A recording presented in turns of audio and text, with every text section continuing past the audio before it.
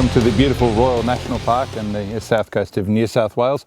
We're out today testing the new Victory Octane model, and I know what you're thinking already.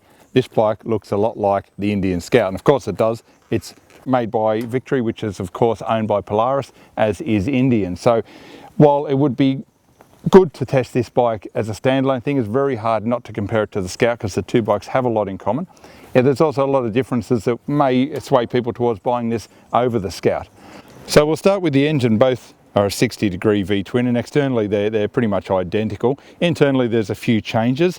On the Octane, it's 1179cc capacity versus 1130 on the Indian Scout. So this bike puts out 76.8 kilowatts at 8,000 RPM and 103 Newton meters of torque. So power and torque is up, and you really feel that when you ride the bike. It's also got a much closer ratio gearbox, and so it really gives you a punch when you twist the throttle. It's certainly not cruiser-like, like what you would describe the Scout.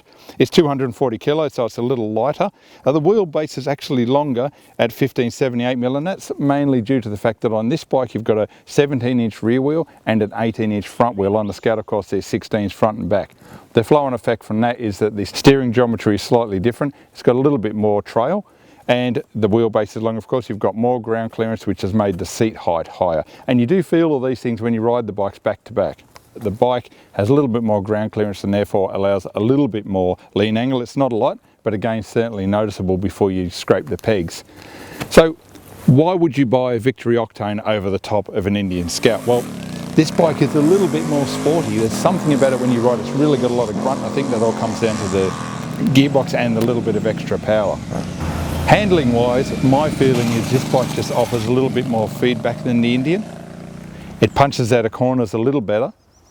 And if you're looking at styling, while you may think the two look the same, I think this bike's probably a little bit more modern looking. The Indian's got that standard retro look, which is great for people looking to buy that style of bike. Then of course there's the price. Victory's offering the Octane in Australia at right away price of $18,995.